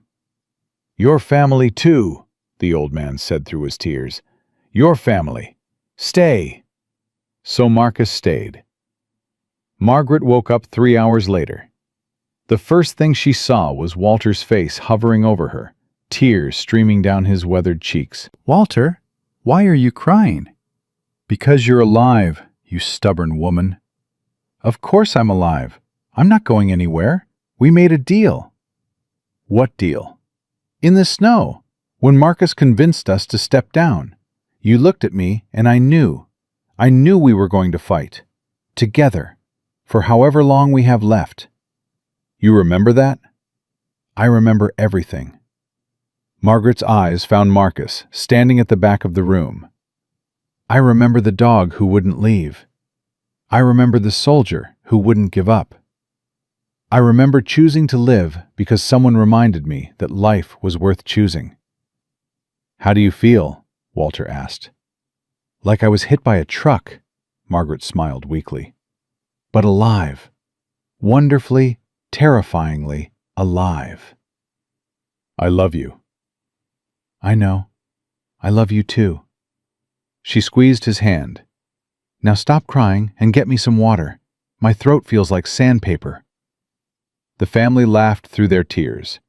Walter scrambled to find a cup. The grandchildren's drawings rustled in the breeze from the door, and Marcus stood in the corner, watching a miracle unfold. Not the medical kind, though that was miraculous enough. This was something deeper. A family that had been broken was putting itself back together. People who had forgotten how to love were remembering. All because a dog decided to stop running in the middle of a blizzard. That night, Marcus drove home and did something he'd been avoiding for months. He called his parents. His mother answered on the second ring. "Marcus, is everything okay?" "Everything's fine, Mom. Better than fine." "You sound different." "I feel different." "What happened?" Marcus told her about Walter and Margaret, about Lily and Elena, about the choices he was making and the person he was trying to become. His mother listened in silence. When he finished, she was crying. "I've been so worried about you. Your father and we knew something was wrong, but you wouldn't talk to us." "You wouldn't let us in." "I know. I'm sorry." "Don't apologize. Just keep going. Keep healing." She paused. "And Marcus?" "Yes?" "Come home, please. Not to stay. I know you have your life. But visit. Let us see you. Let us know you're okay." "I will, Mom. I promise." "That's all I wanted. That's all we've ever wanted. Our boy, back in our lives." Marcus felt tears prick his eyes. "I love you, Mom." "I love you too, sweetheart. So much." He ended the call and sat in the silence of his cabin. Shadow was asleep by the fire, twitching in whatever dreams dogs have. For the first time since he came home from war, Marcus didn't feel the crushing weight of emptiness. He felt something else, something lighter, something warmer. Purpose. He had people to love, people to protect, people to fight for. And that, he realized, was what had been missing all along. Not peace, not quiet, not the absence of pain. Connection. His phone buzzed. A text from Lily. "Good night, Daddy. I love you to the moon and back." He smiled and typed a response. "I love you too, Lilybug. To the moon and back and around again." "That's far." "Not far enough." "See you Saturday?" "Wouldn't miss it for the world." "Promise?" "Promise." Marcus set down his phone and looked at Shadow, still dreaming by the fire. "We did good, boy," he said softly. "We did good." The dog's tail wagged once in his sleep, and in the silence of the mountains, surrounded by the echoes of a blizzard that had changed everything, Marcus Cole finally began to heal. Walter Thornton died on a Tuesday in April. Marcus got the call at 6 a.m. Robert's voice was steady but raw, the sound of a man who had cried himself empty. He went peacefully, in his sleep. Mom was holding his hand. "I'm on my way." Marcus drove through the dawn with Shadow beside him, watching the mountains turn gold with the rising sun. He thought about the first time he'd met Walter, standing on a chair in the snow, rope around his neck, ready to step off into nothing. That man had been ready to die. The man who passed last night had been ready to live, had lived, fully and fiercely, for 4 more months than anyone expected. 4 months of grandchildren learning his name. 4 months of dinners with family. 4 months of watching his wife recover from surgery. 4 months of being loved out loud. It wasn't enough. It would never be enough. But it was everything. The Thornton house was full when Marcus arrived. Robert and Susan had been there since midnight. Karen and Lisa had caught the first flights available. The grandchildren were confused but present, sensing that something important had happened. Margaret sat in her wheelchair by the window, staring at nothing. "Margaret?" She looked up. Her eyes were red but clear. "Marcus, you came." "I told you I would." "You always keep your promises." She reached for his hand. "He talked about you, you know, at the end. He said you were the son he wished he'd had." "I'm not—" He meant it as a compliment. To Robert, too. He said Robert became the son he always knew he could be, after you showed up and shook everyone awake. Marcus sat beside her. Shadow lay at her feet, providing warmth. How are you holding up? I don't know. I thought I was ready. We talked about it so many times. He made me promise not to fall apart, not to follow him too soon. Her voice cracked. But now that he's gone, I don't know how to be in a world without him. You don't have to know yet. He left you something. Margaret reached into her pocket and pulled out an envelope. He wrote it last week, told me to give it to you when the time came. Marcus took the envelope.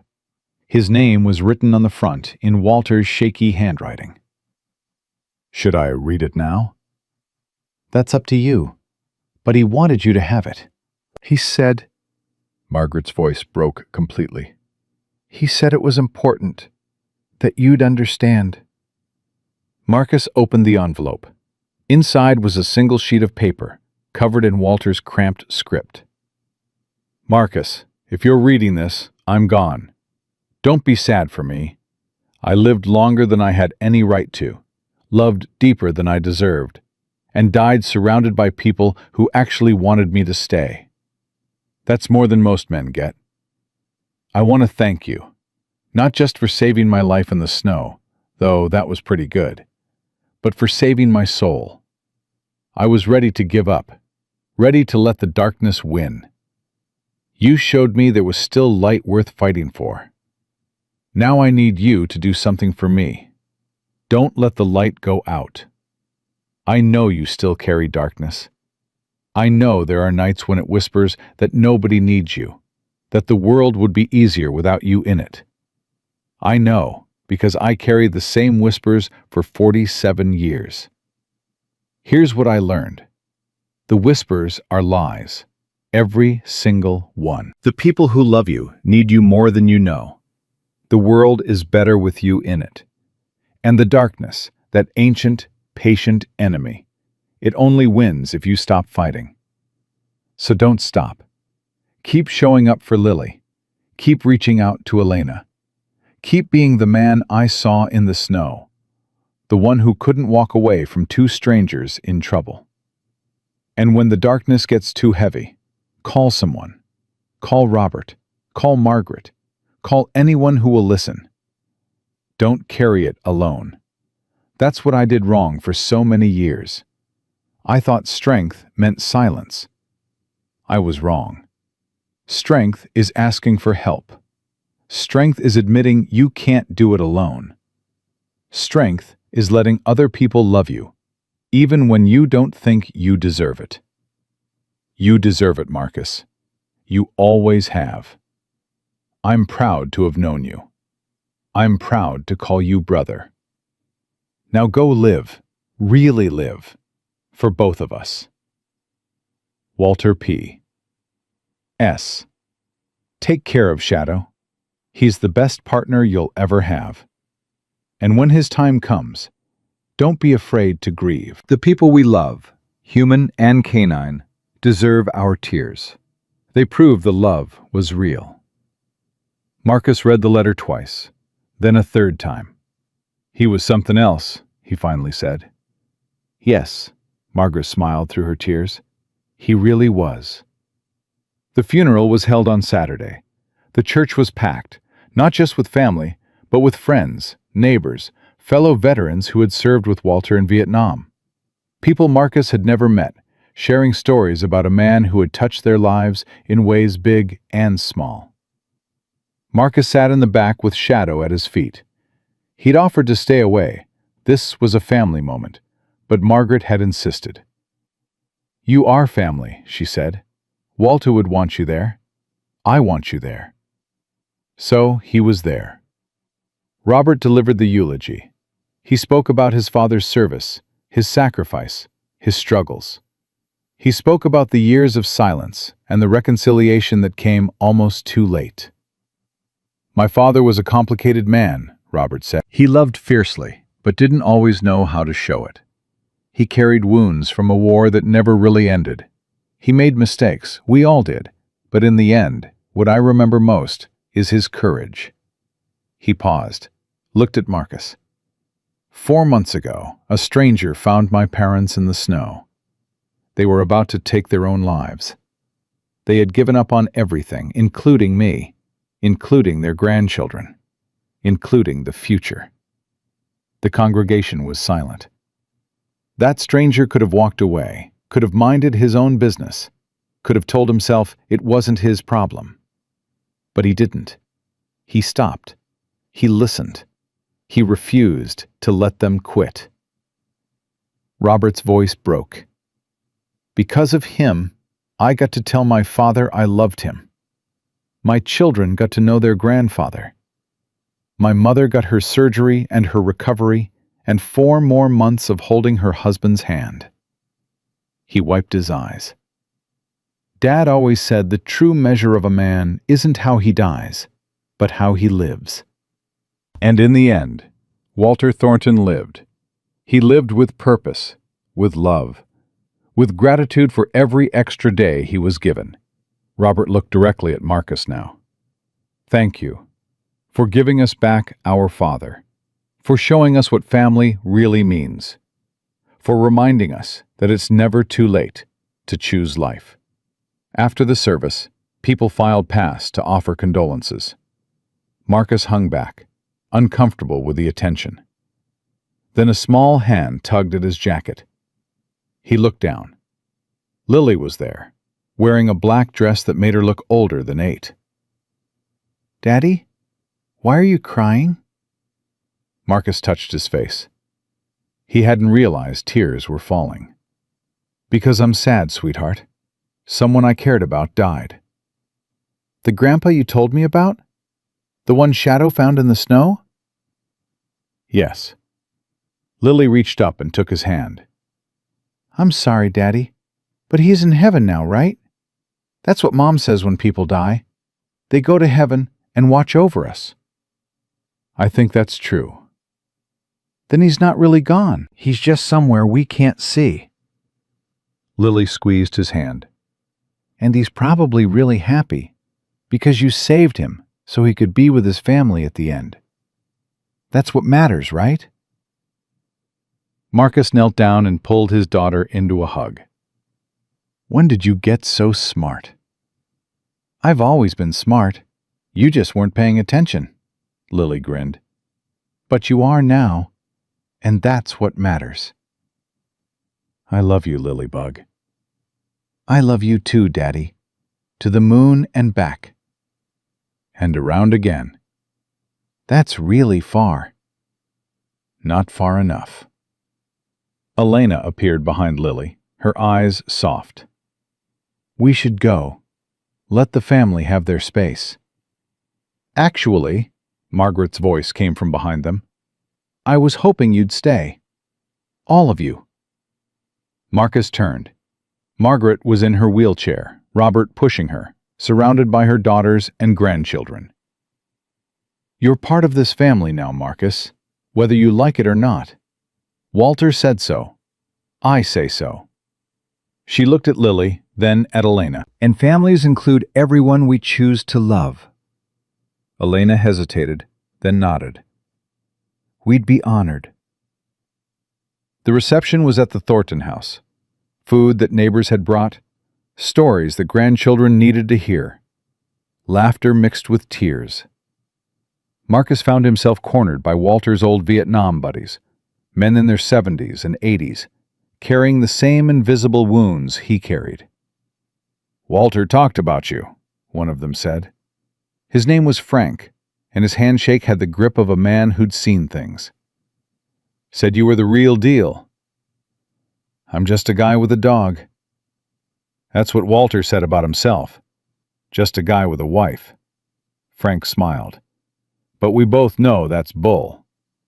You don't survive what we survived without being something more. What did you survive? Same thing you did, I imagine. Different place, different war, same darkness. Frank's eyes went distant. We don't talk about it much, but we recognize each other. the ones who came back different. How do you manage it? The darkness. Some of us don't. Bobby Martinez ate his gun in '78. Tony Reeves drank himself to death. Half our unit is gone now, some from age, some from the war that never really ended. And the rest of you? We hold on, to wives, to kids, to whatever reason we can find to keep breathing. Frank looked at Lily, who was playing with the other grandchildren. Looks like you found yours. I almost lost her. I almost lost everything. But you didn't. That's what matters. Frank clapped him on the shoulder. Walter told me you were a SEAL. 14 years of service. That's right. Then you know what it means to never leave a man behind. The same applies to yourself, son. Don't leave yourself behind. Don't let the war follow you home in ways you can't come back from. I'm trying. That's all any of us can do. Frank stepped back. Walter was proud of you. So am I. For whatever that's worth from an old man you just met. It's worth more than you know. 6 months after Walter's death, Marcus started the foundation. He called it Second Chances. The mission was simple. Find elderly people who were isolated, forgotten, on the verge of giving up. Connect them with family. Provide resources. Give them reasons to stay. The work was slow and hard and sometimes heartbreaking. Not everyone could be saved. Some families didn't want to reconnect. Some wounds were too deep to heal. But for every failure, there were victories. Grandparents meeting grandchildren for the first time. Children apologizing for years of silence. Seniors who had been ready to die finding reasons to live. You're making a difference, Elena told him one evening. They'd been spending more time together. Dinners, weekends, the slow rebuilding of trust. Real, tangible difference in people's lives. It doesn't feel like enough. It never does. That's how you know you care. Do you think... Marcus hesitated. Do you think Walter would be proud? I think he'd be insufferable about it. Telling everyone at every opportunity that his friend started a foundation in his honor. Elena smiled. He loved you, Marcus, in his way. I loved him too, in my way. I know. She reached across the table and took his hand. And I think I'm starting to love you again. In my way. Marcus felt his heart skip. Elena, don't say anything. I'm not ready for big declarations. I'm not ready to promise anything. She squeezed his hand. But I'm ready to try, if you are. I've been ready. I've been waiting. Then let's take it slow, one day at a time. See where it goes. One day at a time, Marcus agreed. I can do that. Lily appeared in the doorway, Shadow at her heels. Are you two done being mushy? Shadow wants to go for a walk, and I want to come. Marcus laughed. We're done being mushy. For now. Gross. But Lily was smiling. Come on, Daddy. Race you to the park. She took off running, Shadow bounding after her. Marcus looked at Elena. I should... Go. Chase your daughter. Be a father. Elena's eyes were soft. That's who you are now. That's who you were always meant to be. He kissed her quickly, the first kiss they'd shared in over a year, and ran after Lily. The darkness was still there. It would always be there. But so was the light. And for the first time in longer than he could remember, the light was winning. 3 years passed. Lily turned 11. She had her father's intensity and her mother's wisdom, a combination that made her both brilliant and terrifying. Marcus and Elena remarried in a small ceremony, with Lily as the flower girl and Shadow as the ring bearer. Margaret attended, healthier than anyone expected, surrounded by grandchildren who now visited every month. Walter would have loved this, Margaret said, watching Marcus and Elena exchange vows. He always said you two would find your way back to each other. He was right about a lot of things. He was wrong about plenty, too. But he got the important stuff right. Margaret squeezed Marcus's hand. You're part of my family now. Officially. No take-backs. I wouldn't dream of it. The foundation grew. Second Chances had offices in 12 states now, with a network of volunteers and counselors reaching thousands of isolated seniors. Marcus spoke at conferences, testified before Congress, appeared on talk shows to discuss the epidemic of elderly loneliness. But his real work happened quietly, one phone call at a time, one family at a time. You've saved a lot of lives, a reporter told him during an interview. Shadow saved them. I just made the phone calls. Shadow? Marcus looked at the dog lying at his feet. 11 years old now, gray around the muzzle, slower than he used to be. He's the one who found Walter and Margaret that day. He's the one who refused to give up. I just followed. He sounds like a remarkable dog. He's the best partner I've ever had, the best friend, the one who kept me alive when I didn't think I wanted to be. What do you mean? Marcus told the story he'd told 100 times. The deployment, the divorce, the months of hiding in the mountains, the moment he'd considered ending it all, and the dog who wouldn't let him. Shadow saved my life, Marcus concluded. Then he led me to 2 strangers who needed saving. And in saving them, I saved myself. That's how it works, sometimes. The help we give to others is the help we need most. Shadow passed away on a spring morning, 2 months after his 12th birthday. Marcus found him lying in his bed, peaceful, still, as if he'd simply decided that his work was done and it was time to rest. Lily cried for 3 days. Elena held her husband while he grieved. Margaret sent flowers with a note. He was the best of us. He proved that angels have 4 legs and wagging tails. They buried Shadow on the hill behind the cabin, overlooking the valley where they'd run together so many times. Marcus carved a marker from oak. Shadow, who saved lives by knowing when to stop and when to stay, 2012 to 2024. Daddy? Lily stood beside him as the sun set. Do you think Shadow is in heaven with Grandpa Walter? I think so, sweetheart. I think they're together right now. Walter throwing tennis balls and Shadow fetching them. Do you think they're happy? I think they're at peace, which is even better. Lily slipped her hand into his. I miss him. Me too. But I'm glad he was here. I'm glad he found us. Marcus thought about the blizzard, about 2 strangers on chairs with ropes around their necks, about a dog who refused to follow orders because something more important needed doing. So am I, Lilybug. So am I.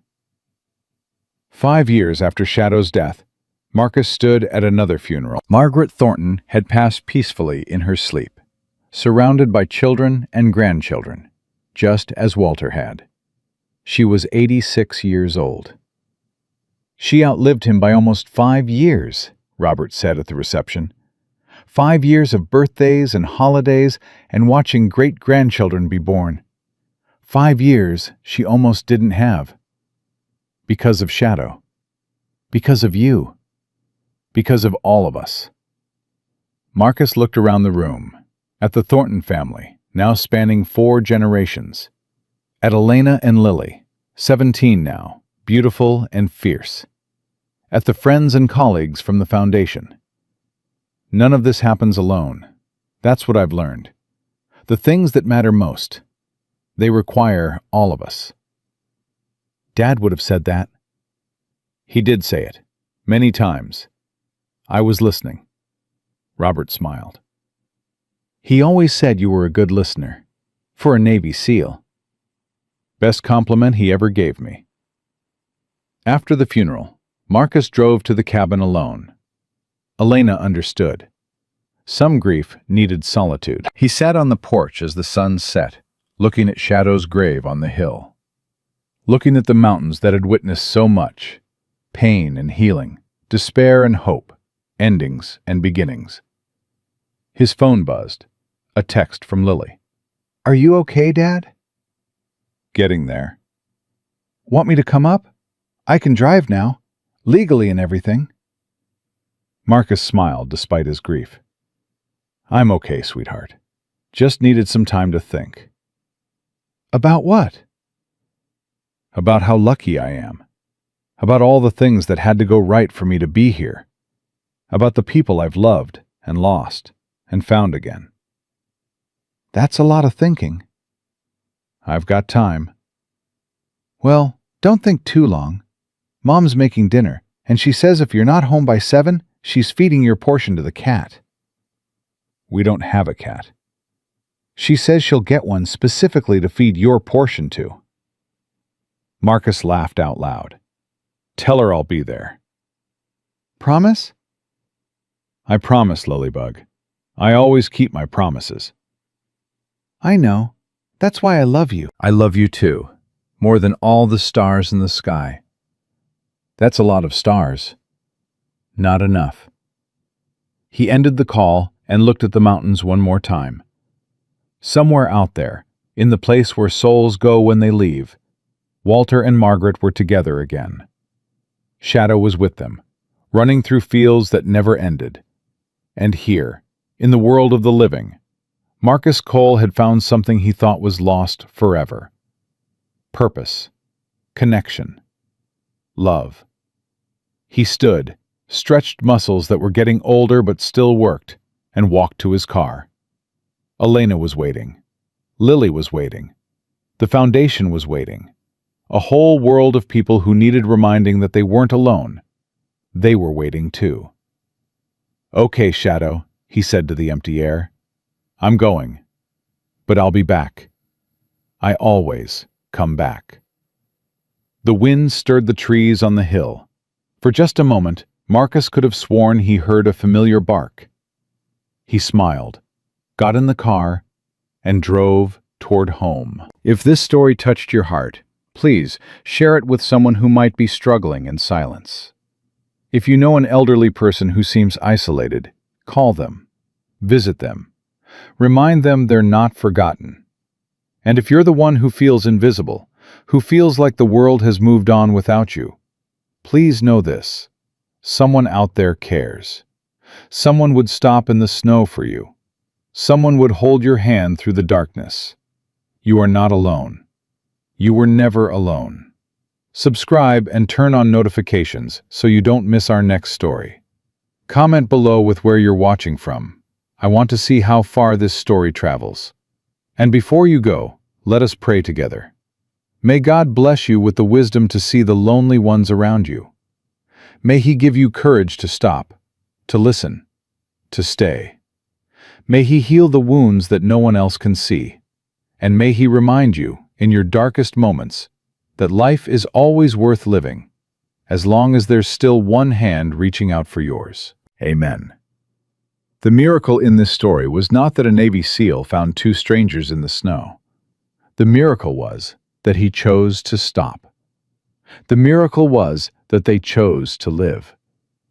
The miracle was that love, real love, the kind that crosses generations and survives grief and refuses to let go, that love was stronger than despair. It always is. It always will be. Because kindness is never wasted. Because doing the right thing is never small. Because the people who save us are often the ones we least expect. Strangers in the storm. Dogs who refuse to give up. Children who ask the questions we're afraid to answer. And because every single person reading this has the power to be that miracle for someone else. All you have to do is stop. Listen. Stay. That's the whole secret. That's the whole truth. That's the only thing that matters in the end. Love wins. Always. The end.